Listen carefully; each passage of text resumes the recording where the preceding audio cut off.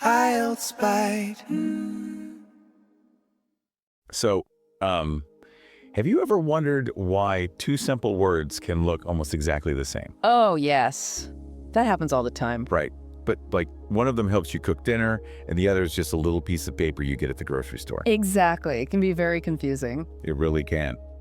Well, welcome. We are so happy you chose to spend your time with us today. Yes, truly. We are so glad you are here. If you are learning English and you want to feel more comfortable, well, you are in exactly the right place. The perfect place. Yeah. Today, we are having a very relaxed, very supportive conversation. You can think of us as like your friendly guides. Just two friends helping you along. Right. Because we know that learning a new language as an adult, it can feel like a very big mountain to climb. Oh, definitely. A huge mountain. Maybe you are preparing for a very important moment. Like maybe you have a big job interview coming up. Or maybe you just want to sit in a coffee shop. Yeah. Sit in a coffee shop and talk to new friends without feeling nervous. That is a wonderful goal. It is. Whatever your reason is, we are here for you. We are going to speak slowly. Very slowly. And we are going to speak clearly. You can just listen, relax, and, enjoy the conversation. Yes, welcome. I want to tell you something very important right at the start. Oh, please do. Making mistakes is a beautiful, necessary part of learning. A beautiful part. I love that. Please do not worry about being perfect. Every single time you make a mistake, you are learning. You are growing. Exactly. Today, our conversation is going to focus on small, easy changes. We will not give you complicated rules to memorize. No complicated rules here. Right. Instead, we are going to look at simple tools that make a huge difference in how you speak and how you listen. And how you feel. Yes, how you feel. You are going to do wonderfully. Just take a deep breath and let's explore this together. That is so true. Learning English is not about passing a test. It is about connecting with other people. Human connection. Right. To help you connect, we want to look at learning this language in a very balanced way. Imagine a strong, beautiful table. A table needs 4 legs to stand up straight. It does. If one leg is missing, the table falls over. Exactly. Just falls right over. Learning a language is just like that table. It has 4 legs. 4 main parts. Right. We have speaking, listening, reading, and writing. Speaking, listening, reading, writing. Yeah. If we focus a little bit on each of these 4 parts, everything becomes much easier. It doesn't feel so heavy. It feels much more simple. Okay, let's unpack this. Our goal today is to give you practical, simple tools for each of these 4 parts. Very practical tools. We want you to walk into your next job interview sounding confident and clear. So where should we begin our journey today? Well, let's start with the very first thing people notice about you. Speaking. Speaking, yes. This is often the first impression you make.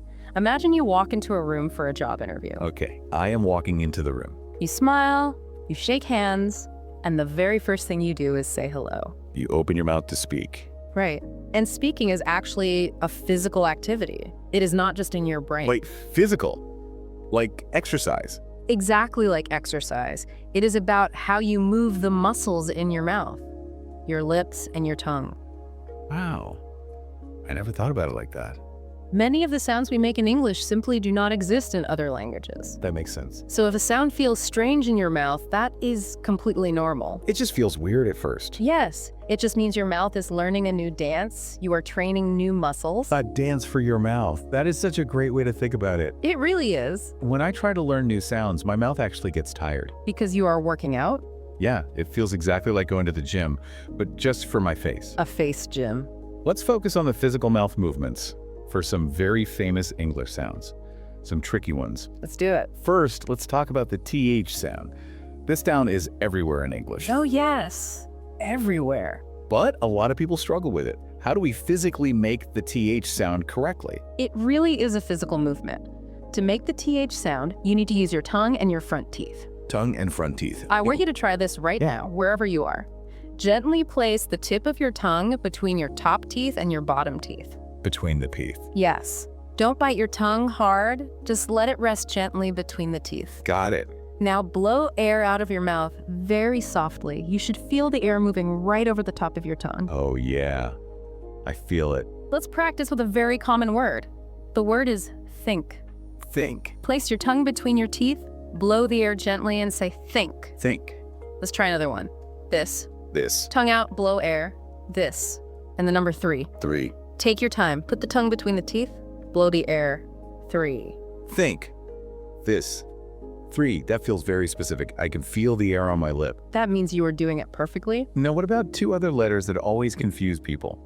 I am talking about the letter V and the letter W. Oh, those 2. Yes. When you read them on a piece of paper, they look a little bit similar. But they feel completely different when you say them. They are completely different. Let's start with the letter V. Okay, letter V. To make the V sound, you must use your teeth. Press your top teeth very gently against your bottom lip. Top teeth on the bottom lip. Try it right now. Top teeth touching the bottom lip. Now make a sound from your throat. V, V, V. You will feel a strong vibration on your lip. V, V, V, V. It tickles. Feels like a little motor running on your lip. Let's say a word together. Vine. Vine. A vine is a long green plant. Feel the vibration. Vine. Vine. Or let's try the word vase. A vase is a beautiful glass jar where you put flowers. Top teeth on bottom lip. Vase. I can feel the vibration. It tickles a little bit. Vine. Vase. So that is the V. Good. But you said the letter W is completely different. How do we make the W sound? For the letter W, we take the teeth away completely. No teeth. No teeth at all. Do not let your teeth touch your lips. Instead, make your lips into a small, round circle. A round circle. Imagine you are blowing a gentle kiss to someone, or blowing a bubble. Round lips. WWWW. It is a very soft, round sound. Let's say a word. Wine. Wine. Wine is a drink made from grapes. Round your lips. Wine. Wine. Or the word wise. Someone who is wise has a lot of good life experience. Round your lips. Wise. Let's try that. So for V, I use my teeth like a little motor. Vine. Vase. Perfect. And for W, I make a circle like I'm blowing a kiss. Wine. Wise. You've got it. It's like V is a motor and W is a gentle wind. Practicing this small physical difference makes the word sound so clear. It really does. Now, I have to ask about the letter R. I know the letter R is a big challenge. Huge challenge for many people. In many languages around the world, the R sound is very strong. People roll it like R. Yes, the English R is very strange compared to the rest of the world. It is. Yes. In many languages, you tap your tongue against the top of your mouth to make the R sound. Right, like in Spanish or Italian. But in English, you must do the exact opposite. Yes, For the English R, you pull your tongue back inside your mouth. Pull it back? Your tongue should float in the middle of your mouth. It must not touch the roof of your mouth. So it doesn't touch anything. It doesn't touch the teeth, it just floats. Try to pull your tongue back into your throat a little bit. Let's say the color red. Pull the tongue back. Red. Oh. Let's try the word right. Right. Or a river of water. River. The tongue never, ever touches the top. That is a fascinating physical trick. Tongue pulled back, floating in the middle. Red. Right. River. You sound like a native speaker. I can feel how my mouth stays open. Okay, so those are some consonants. Let's talk about vowels. Vowels are very important. Vowels can be tricky because the physical movements are very small, but they change the word entirely. Completely, entirely. Let's look at the short I sound and the long E sound. If we mix these up, we might say a completely different word. We really might. For example, the word sit, like sitting in a chair. And the word seat, which is the chair itself. This is a place where many smart learners get stuck. The trick here is about time. Time. How so? You have to exaggerate how long you hold the long E sound and make it much longer than you think you need to. Oh, I see. Stretch it out. Let's practice. The short I in sit is very fast. Your jaw is relaxed. Sit. Sit. Quick and done. Sit. But the long E in seat requires you to stretch your mouth wide, almost like you are smiling. Like smiling. Smile big and hold the sound. Seat. Just eat. Let's try another pair. Imagine a big boat on the ocean, a ship. The sound is short and fast. Ship. Ship. Now imagine a fluffy white animal on a farm, a sheep. Smile wide and hold the sound. Sheep. Fast ship, long sheep, fast long seat. Short and relaxed or long and smiling. That is very helpful. The smile helps the sound come out right. Another vowel sound that is unique to English is the short U sound. Oh, yes. You find the sound in simple words like cup, where you drink your coffee, or sun, the bright yellow light in the sky. Or bus, the big vehicle that takes you to work. Cup. Sun. Bus. What is the mouth doing here? For the short U sound, your mouth should be extremely relaxed. Sometimes I call this the lazy sound. The lazy sound. Relax your lips completely. Do not make a circle. Do not smile. Keep your mouth only open a tiny bit. Very relaxed. Just relax your jaw and let the sound fall out. Oh, cup. Sun. Bus. Cup. Sun. Bus. It takes almost no energy to make this sound. Speaking of lazy, relaxed sounds, we absolutely have to talk about the most common sound in the entire English language. The most common sound. That's a funny name. It's called the schwa sound. It is everywhere, but most people don't even know it exists. Yes, the schwa. It is the secret heartbeat of the English language. The secret heartbeat. It is an unstressed sound, which means we do not put any power into it. It sounds like a very quick, quiet, A quiet, Think about the yellow fruit, the banana. If you look at the spelling, it has 3 A's. Right. B-A-N-A-N-A. You might think you should say banana, but we don't. We put all the power on the middle part, nah. Just the middle part. The first and last A become the lazy schwa sound. We say boo-enu. Boo-enu. Listen to how relaxed the beginning and end are. Boo-nu. Banana. Boo-enu. It really is lazy. What about the furniture in my living room? The sofa? Exactly the same thing. We don't say so F-A-H. We don't. No, we put the power on the so. The end becomes the lazy schwa. Sofu. Sofu. Just a tiny relaxed at the end. Mastering that lazy schwa sound is the biggest secret to sounding completely natural when you speak English. I love that. Sometimes being a little lazy with your sounds actually makes you sound better. It really does. Now let's talk about something very strange. Silent letters. Oh, silent letters are so tricky. Why does English have words where we write the letters on the paper, but when we open our mouths to speak, we completely ignore them? It is a mystery to many. For example, I use a knife to cut my food. It starts with the letter K, but I don't say K-knife. It is very strange. English is a language made from many older languages. Okay, where's our language? A long time ago, people actually did pronounce the K in knife. Wait, really? They said K-knife. Yes. But over hundreds of years, people got lazy. It was too hard to say K-knife, so they just stopped saying the K. Wow. But because books were already printed, they kept the old spelling. So today, we have ghosts of old pronunciations hiding in our words. Ghost letters. Yes, ghost letters. We just say knife. Ghost letters. That explains so much.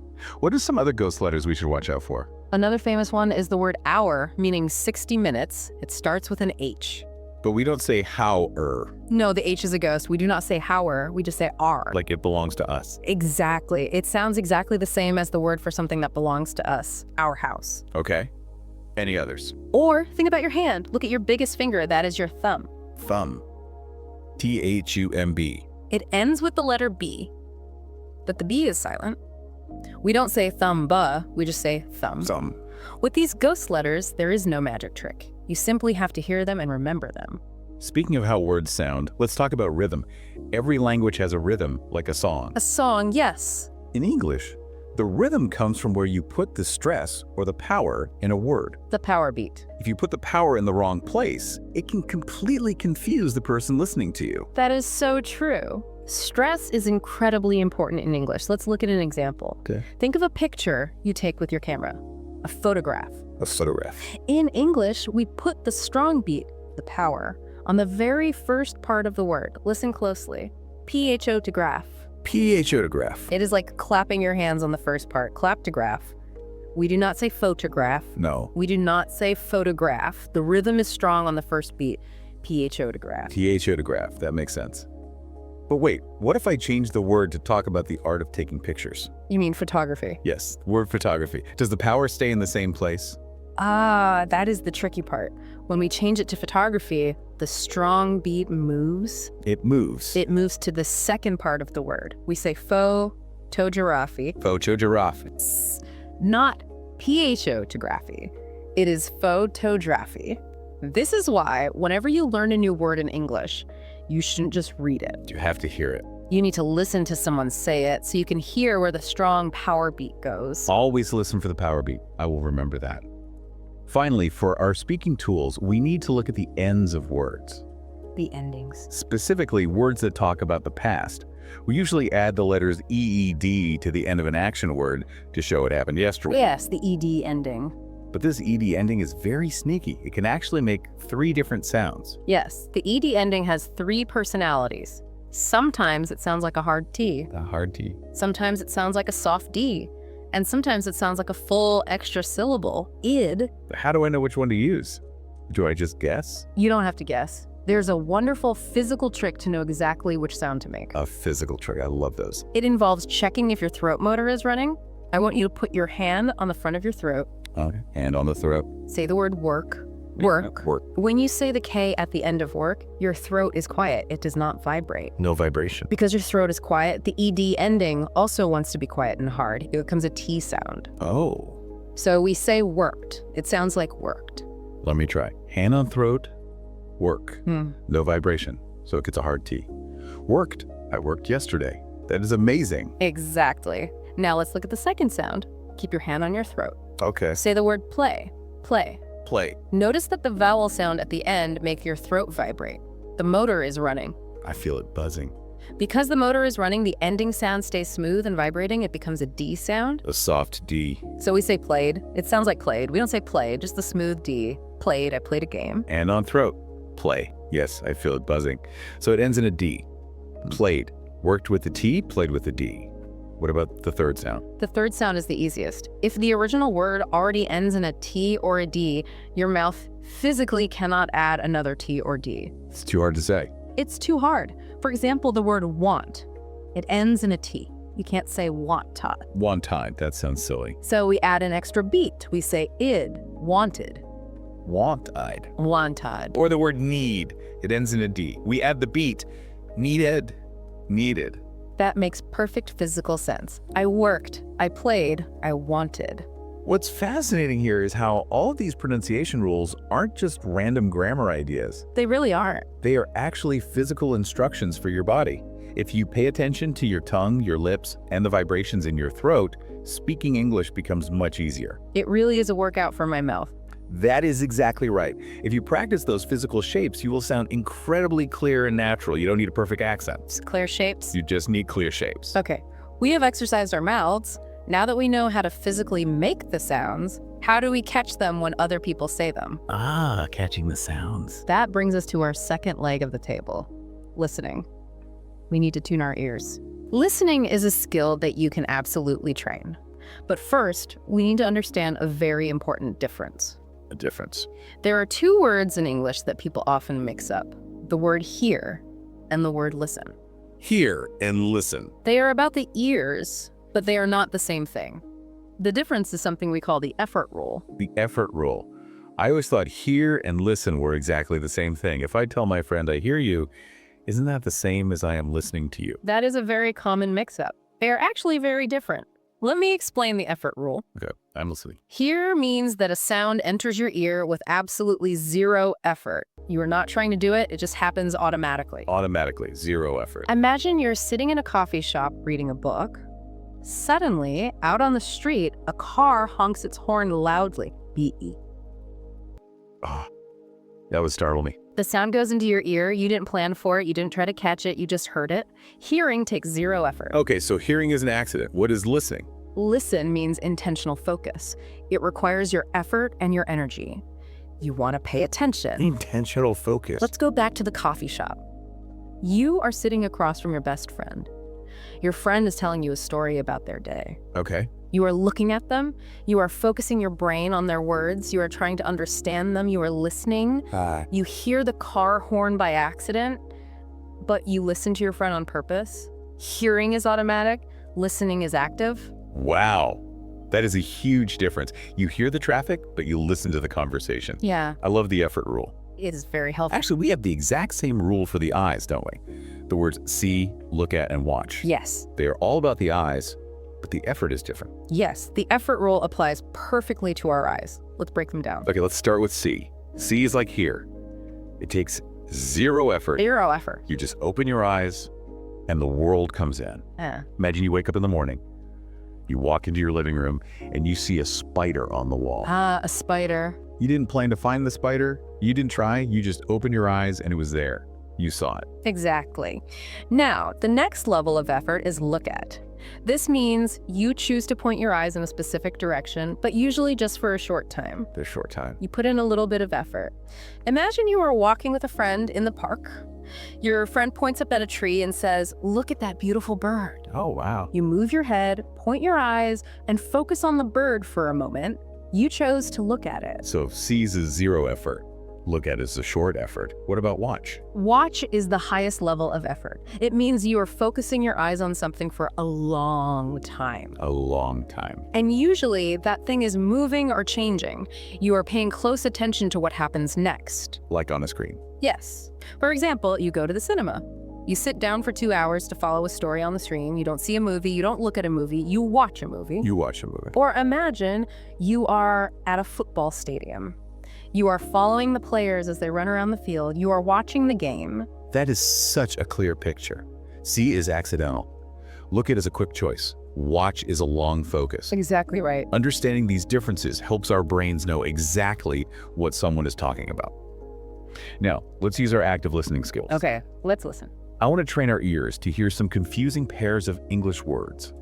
These are words that sound very similar or have very similar meanings, but they do completely different jobs. Let's call them our tricky auditory twins. I love that name, tricky auditory twins. What is our first pair? Our first set of tricky twins are the words receipt and recipe.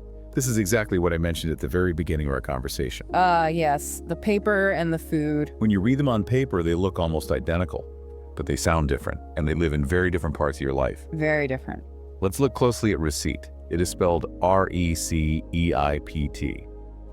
The magic secret here is that the letter P is a ghost letter. A ghost letter. It's completely silent. We do not say it.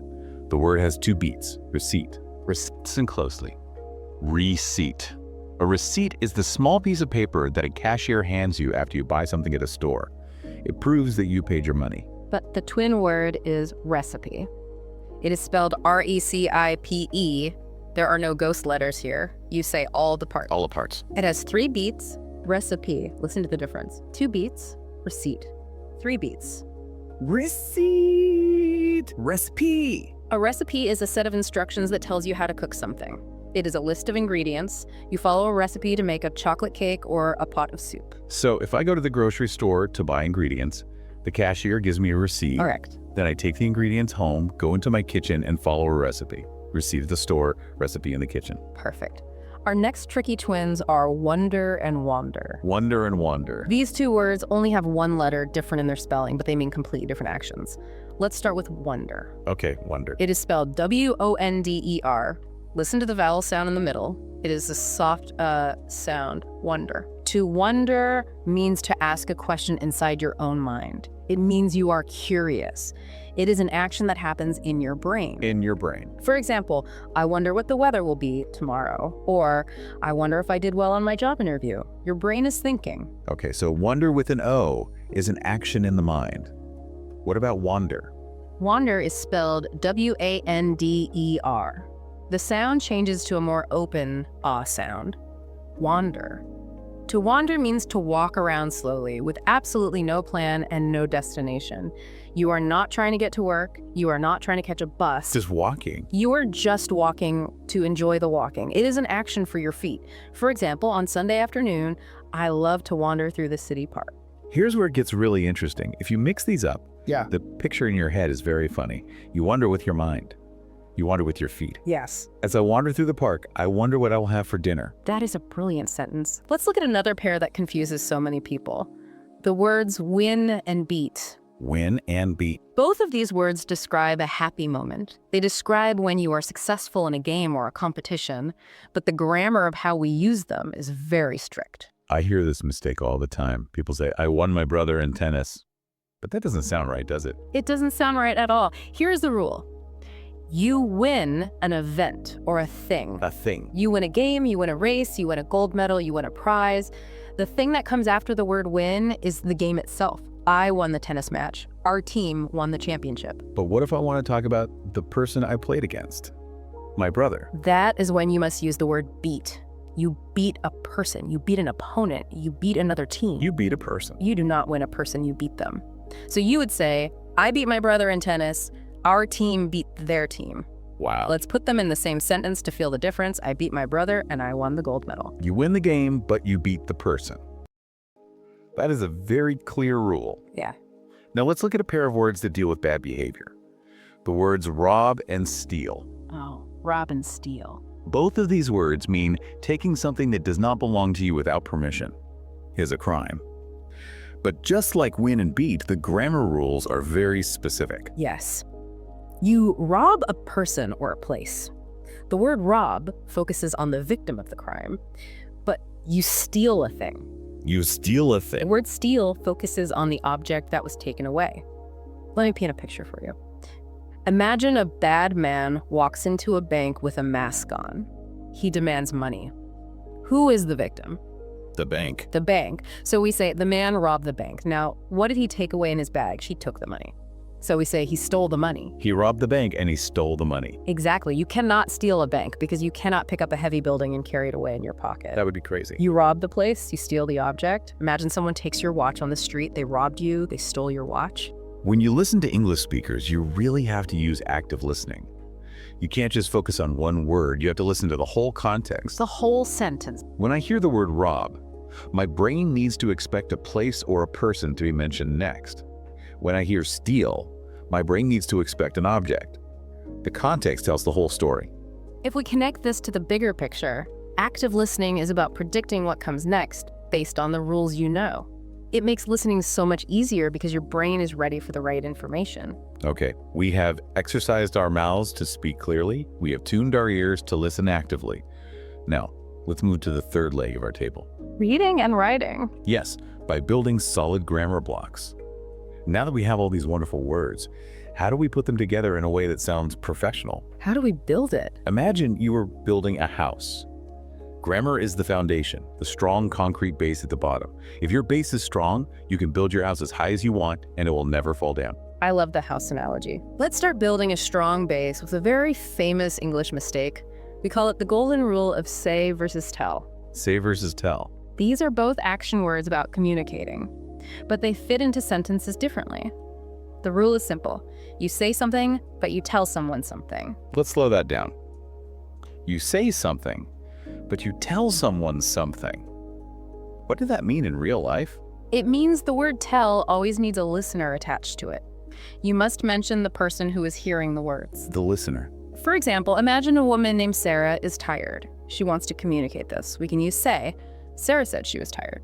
Sarah said she was tired. She said it out loud to the room. We don't need to know who was listening. But if we want to use tell, we must add the listener. Sarah told me she was tired. Or Sarah told John she was tired. Wait, so if I walk into a room and say, I told hello, people will look at me funny. Yes, they will be very confused. They will wait for you to finish the sentence. You told who hello. Oh, I mean a person. You must say, I said hello, or I told everyone hello. The word tell is like a telephone gal. You have to have someone on the other end of the line. I tell you, you tell them. You tell me, you tell him, you tell her, you tell us, you tell them. Never say he said me. Always say he told me. It is a small block in your foundation, but it makes your English sound instantly professional. That is brilliant. Say the words, tell the person. Now let's look at another foundational block. We need to make sure that the people doing the action match the action itself. Matching the action. If one person is doing something, the action word must be shaped for one person. If many people are doing something, the action word must be shaped for many people. It's like a puzzle piece, matching correctly. Exactly like a puzzle piece. But English has some trick words that look like one thing, but are actually another. Let's look at some tricky words about groups of people. One of the most tricky words is police. When you see a police car, you might think of one officer. Yes, one car, one officer. But in English grammar, the word police always represents a plural group. It means many officers. Always plural. Because it represents a group, the action word must also be plural. We must say, the police are coming to help. We never say, the police is coming, the police are. The police are coming. Okay, let's look at another tricky one. This is a phrase I use all the time. One of my friends. Oh, that is a good one. Listen closely to that phrase. One of my friends. The word friends has an S at the end. It means many people, but is the whole phrase plural? This is a beautiful trap. Let's think about the meaning. Are you talking about all your friends or just one specific person? Just one. You are talking about the one. The subject of your sentence is one. Because one is singular, the action word must be singular. Singular action. So we say, one of my friends likes pizza. The action word likes matches the one. We do not say one of my friends like pizza. The friends are just the group you are picking from. The star of the sentence is the one. Ah. So my brain should ignore the word friends and focus only on the word one. One likes pizza. That makes perfect sense. It's all about the star of the sentence. Now let's flip it around. What about words that end in an S, so they look like a plural group, but they are actually just a single thing? A great example of this is a subject you study in school, mathematics. It ends with a big S. But it is not many things. It's just one class. It is only one single subject, so we treat it like one thing. We say mathematics is difficult. We do not say mathematics are difficult. It is just one subject. What about words where we can't count the things at all? Like water in a glass or money in the bank? These are called uncountable words because you cannot say one water or two waters. English grammar treats them as one big single blob. One big blob. Since it is one big blob, the action word must be singular. Water is cold. Time seems to move fast. Money is important. We treat all uncountable things as singular. Let's move our building blocks to talk about time. When we speak, we use action words to tell the listener when something happened. Did it happen yesterday? Is it happening right now? Will happen tomorrow? Time is very important. A very common trap for learners is something I like to call time travel. It happens when you start telling a story in the past, but in the middle of the sentence, you accidentally jump back to the present. Time travel is very confusing for the listener. Let me give you an example of what it sounds like. Yesterday, I walked to the store, I open the door, and I see my friend. Did you catch the time travel? Yes, you started with yesterday, and you used the past action walked. But then you said open and see. Those words belong to right now, the present. Exactly. My brain jumped times. To fix this, you must keep all your action words in the same time zone. The same time zone. Once you step into the past, you must stay in the past until the story is over.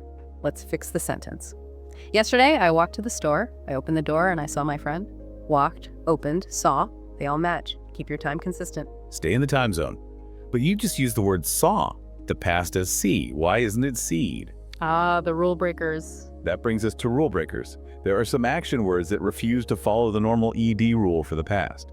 They are rebels. You just have to memorize them. English is full of rule breakers. Let's look at the action of getting bigger, to grow. If a child gets taller, you might want to add ED and say the child growed. Growed. That sounds wrong. But that is wrong.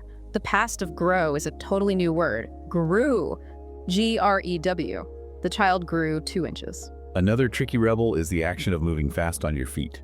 To run. Run is very confusing. Right now, I run. Yesterday, I ran. Run, ran. But if we talk about an action that happened in the past but affects us right now, we use the original word again. We say, the thief has run away. Present is run, past is ran, and the ongoing past is run again. Run, ran, run. You just mentioned an action that happened in the past but affects us now.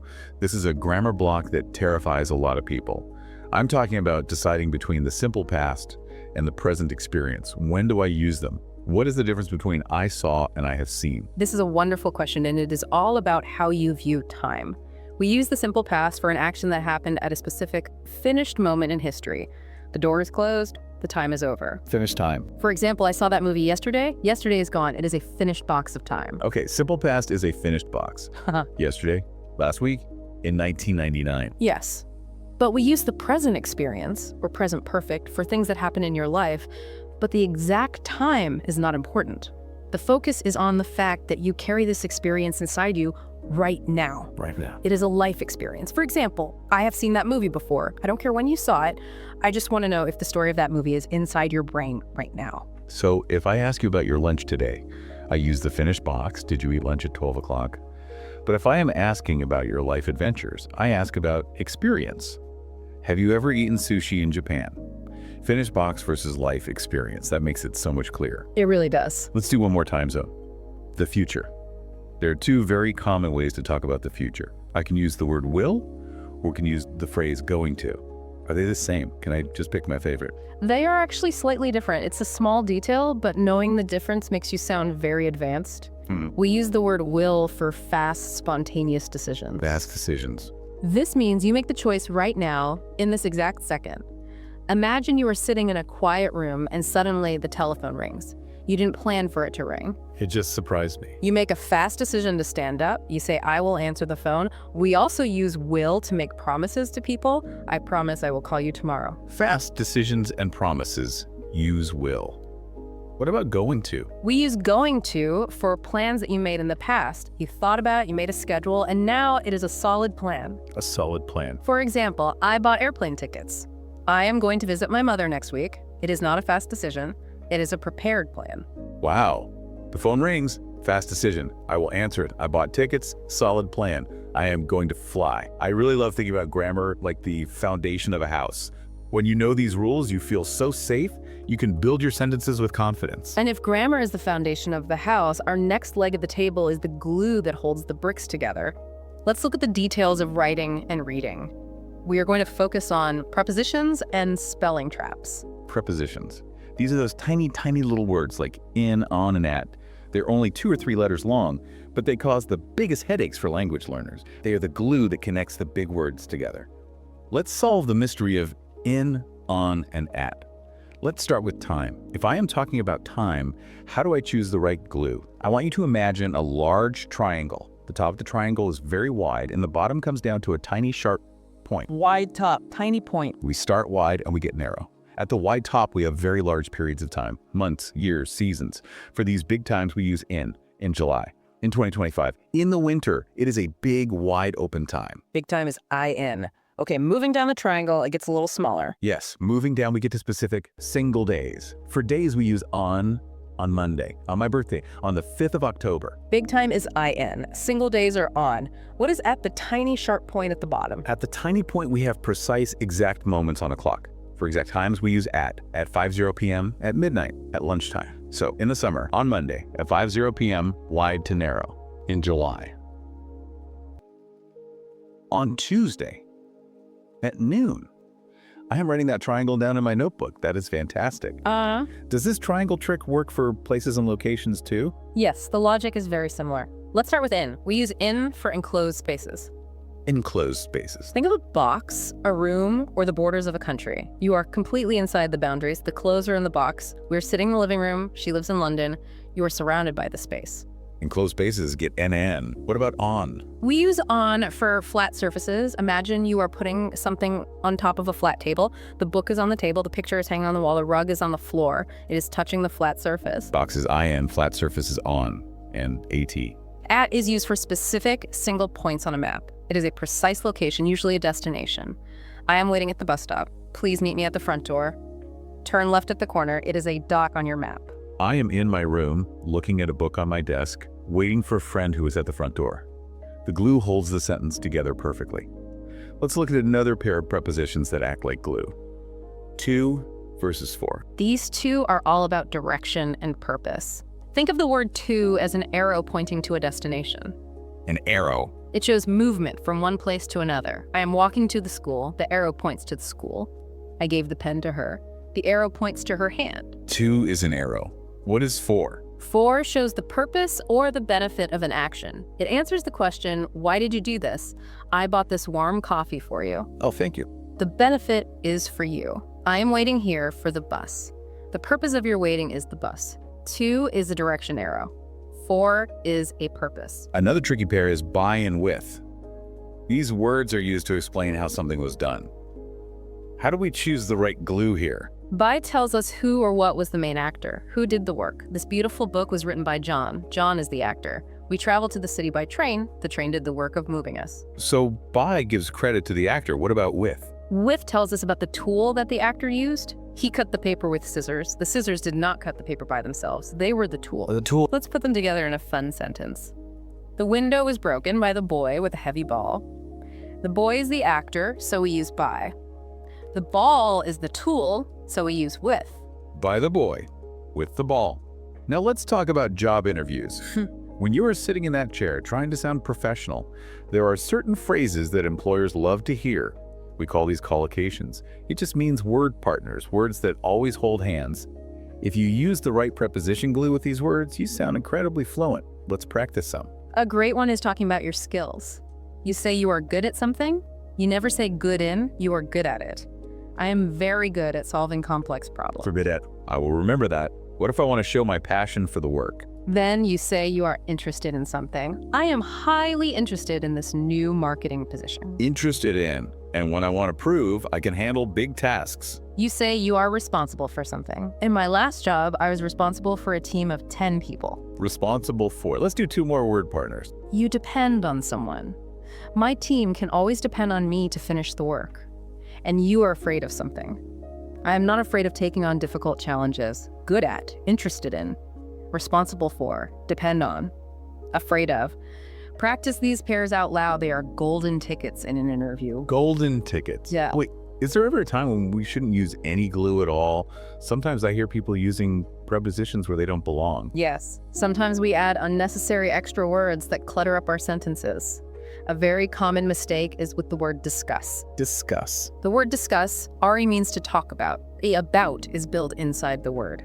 So you should never say, let's discuss about the project. That is like saying, let's talk about the project. It's too much to say, let's discuss the project. No glue needed. Discuss the project. Are there others? Another one is enter. Enter means to go into a space. You do not need the word into. Do not say he entered into the room. Just say he entered the room. Keep it clean and simple. Discuss the plan. Enter the building. Clean and simple. Now for the final part of our writing leg, let's talk about spelling traps. These are words that sound exactly the same when we speak, but they look completely different on paper. If you get these wrong on your resume, the employer will notice immediately. Let's look at the most famous trap in English. There, and there. 3 words, exactly the same sound. How do we keep them straight? Let's break them down slowly. The first one is there. It is spelled T-H-E-Y apostrophe R-E. That little flying comma, the apostrophe, is the secret. It means 2 words have been smashed together. It means they are. The best trick is to always read it out loud as 2 words. If you write they're happy, read it as they are happy. If it makes sense, you use the right spelling. Okay, apostrophe means they are. What about the second one? The second is there, spelled T-H-E-I-R. This word is all about ownership. It means something belongs to a group of people. Their car, their beautiful house, the house belongs to them. Ownership. And the third one? The third is there, spelled T-H-E-R-E. This word is about a place or a location. Notice that the word here is actually hiding inside the spelling, T-H-E-R-E. It's the opposite of here. Please put the box over there. It can also be used to say that something exists. There is a bird outside the window. Let's put all 3 in one sentence. There, which means they are, washing their ownership, car over their location. Wow. If you can write that sentence correctly, your writing is excellent. Do we have the same apostrophe trick for your and your? Yes, the exact same trick. Your, without the mark, Y-O-U-R, means ownership. It belongs to you, your shoes, your smile. But your, with the apostrophe, means you are. So if you write, you're a great friend, always read it as, you are a great friend to check your work. And what about is and its? This one is tricky because it breaks a rule, but the same test works. It's with N-O apostrophe I-T-S is ownership for a thing or an animal. The dog played with its toy. It's with eat, an apostrophe means it is. It's raining today means it is raining today. Always test the apostrophe by saying the 2 full words. Always read the apostrophe as 2 words. Let's tackle one last spelling trap. This one confuses native speakers every single day. The words affect and affect. They sound so similar. How do we choose? Let's make it incredibly simple. Affect, spelled with an A at the beginning, is an action word. It is a verb. It means you are doing something to change or influence a situation. Think A is for action. The loud noise will affect my concentration. The noise is doing an action to my brain. A is for action. Affect. What about effect? Effect, spelled with an E at the beginning, is a noun. It is a thing. It is the final result of the change. Think E is for end result. The loud noise had a bad effect on my work. The effect is the result you can point to. A is for action, affect. E is for end result, effect. That is a brilliant memory trick. You know, paying attention to these tiny spelling details might seem boring, but it is actually a superpower. If we connect this to the bigger picture, getting these small details right is incredibly powerful. Imagine a manager reading 50 resumes for a job. When they see that you use there and there correctly, or it's and it's correctly, it sends a silent message. It says, this person is careful, this person pays attention to small details, this person cares about quality. Employers absolutely love to see that care. Small details show big care. Now we are entering the final leg of our table, the final leg of our journey today. Let's look at advanced vocabulary. We have learned how to move our mouths physically. We've tuned our ears to listen actively. We have built a strong, safe grammar foundation. Now we must choose the exact right paint colors to make our house beautiful. We must choose the perfect words to express our brilliant ideas. Vocabulary is how we paint a picture with words. Using the exact right word instead of a close enough word makes you sound like a true expert in any professional environment. Let's look at some crucial vocabulary distinctions. These are pairs of words that seem similar but have very exact, distinct meanings. Let's start with opportunity versus possibility. Opportunity and possibility. Let's look closely at opportunity. An opportunity is a positive, exciting chance to do something that you actually want to do. It is a door opening for you. For example, I have the amazing opportunity to study at a university in Spain. Or, sitting in an interview, you might say, I believe this job is a great opportunity for my career. You always want an opportunity. But a possibility is very different. A possibility is simply a fact that something might happen. It might be true, it might not be true. It is completely neutral. It is not always a positive thing. For example, look at those dark clouds. There is a possibility that it will rain tomorrow. Rain is an opportunity. It's just something that might happen. So you hope for an opportunity. You plan for a possibility. Hope for an opportunity. Plan for a possibility. What a beautiful way to frame it. Let's look at another group of words. Travel, journey, and trip. My friends who are learning English mix these up all the time. Let's start with travel. Travel is the big, general concept of moving from one place to another. We usually do not put the little words a or the in front of it. It's just a general idea. I love travel. Travel broadens the mind. A journey is more specific. A journey focuses purely on the time you spend moving from point A to point B. It focuses on the road, the train tracks, or the sky. It is often used for long, difficult distances. The journey through the mountains took 3 days. You were talking about the physical act of getting there. And finally, a trip is the complete circle. You leave your house, you go to a destination, you stay there for a short time, and then you return back to your house. The whole circle is a trip. I went on a quick business trip to Rome last week. Let's put all three in a story to see the colors. I love the idea of travel. Yesterday, I went on a trip to the beach, but the car journey took 3 long hours. Excellent story. You can see how choosing the right word paints a much clearer picture for the listener. Let's look at some business vocabulary. Economic versus economical. These two are very tricky, and getting them right in an interview is a huge advantage. Economic, spelled E-C-O-N-O-M-I-C, relates to the big picture of money. It relates to the economy, banks, trade, and the financial health of a whole country. The president gave a speech about the country's economic problems. It is macro-level money. But economical, spelled with an A-L at the end, means something completely different. It means not wasting your personal money or your energy. It means you are making a smart, careful choice that saves resources. For example, imagine you are buying a car. This small car uses very little fuel. It is a very economical choice. It saves you money. So a large bank focuses on economic trends. A smart, careful shopper buys an economical car. Here is another tricky pair that sound exactly identical to the ear: complementary and complementary. One is spelled with an I in the middle, the other is spelled with an E in the middle. Let's start with the I. Complementary with an I. This word has 2 fun meanings. First, it means saying nice things or giving someone praise. The manager was very complimentary about my presentation. Second, it means something is given to you for free. The hotel offers a complimentary breakfast every morning. You do not pay money for it. So, complimentary with an I means praise or free breakfast. Yeah. But complementary, spelled as an E in the middle, is like puzzle pieces fitting together. It means 2 separate things that work very beautifully together to make a complete set. For example, blue and orange are complementary colors. They make each other look better. In a business interview, you might say, my partner and I have complementary skills. I'm very good at designing the art, and she is very good at doing the mathematics. Your skills fit together perfectly. That is a very high-level interview answer. Next, let's look at words about feelings and attitudes. Uninterested versus disinterested. These sound like they mean the exact same negative thing, but they do not. Uninterested simply means you are bored. You do not care about the topic, you want to go to sleep. I am completely uninterested in learning about old rocks. I am bored. But disinterested is actually a very powerful, positive word in the right situation. It does not mean you are bored. It means you are neutral, fair, and impartial. You do not favor one side over the other. You don't have a personal reason to cheat. For example, a judge in a courtroom must be disinterested. The judge must listen fairly to both people. A judge is not uninterested, they are highly focused. But they are disinterested, meaning they are fair. Our last vocabulary pair for today is famous and infamous. Famous is a word we all know. It means being known by thousands or millions of people for doing something good or impressive. We celebrate famous people: a famous singer, a famous scientist, a famous city. Paris is a famous city for its art. It is a bright, shining star. Infamous, spelled I-N-F-A-M-O-U-S, also means you are known by thousands of people. But it means you are known for doing something terrible. You have a very bad reputation. A thief who steals millions of dollars from poor people becomes infamous. He was an infamous criminal. It is a dark star. It is a negative kind of fame. Right. It's famous, but for a bad reason.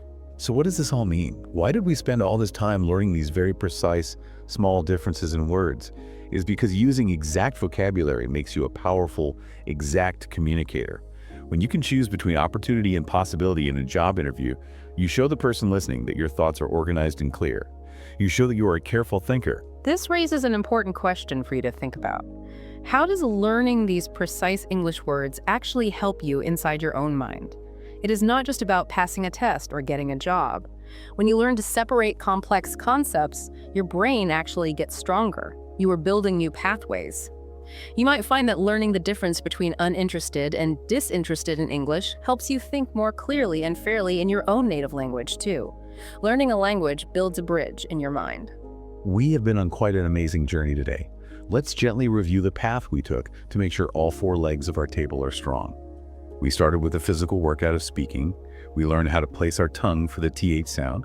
We felt the motor vibration of the V and the gentle wind of the W. We learned to pull our tongue back for the R. We stretched our mouths for the long E in sheep and relaxed our jaws for the lazy schwa sound in banana. Then, we tuned our ears for listening. We learned the effort rule. We realized that hearing is an accident, but listening is an active choice. We practiced telling the difference between tricky twins like the receipt at the store and the recipe in the kitchen. We learned that to catch words like rob and steal, we must actively predict the context of the sentence. After that, we looked at the heavy concrete foundation of our house, the grammar. We learned the golden rule that you say words, but you tell a specific person. We matched our single subjects to our single verbs. We made sure we start in the right time zone, avoiding time travel from the past to the present. We discovered the difference between a finished time box and a lifelong experience. We then explored the tiny drops of glue that hold the bricks together. Prepositions, the triangle of in, on, and at, the arrow of to, and purpose of for. We carefully navigated the dangerous spelling traps of there, and there, reminding ourselves to always read the apostrophe out loud. We learned that paying attention to small details shows a high level of care to the world. And finally, we painted our house. We chose our words with power. We learned advanced vocabulary to sound like true professionals. We learned to seek opportunities, to make economical choices, and to build complementary skills with their teams. You now have a wonderful, full toolbox of English skills ready to use. As we finish our time together today, I want to remind you of what I said at the very beginning. Making mistakes is the only way to improve. A child cannot learn to walk without falling down many, many times. You cannot learn to speak a new language without stumbling over your words. Please be patient with yourself. Be kind to yourself. English is a long, beautiful journey, not a short trip. You are doing so well just by being here, listening, and trying. Before we say goodbye, I want to leave you with a deep, lingering question. Think about this as you go through your week. Consider how language actually shapes the physical structure of your mind. When you learn to separate words like opportunity and possibility, you aren't just memorizing grammar rules. You are actually learning a brand new way to process, filter, and categorize the entire world around you.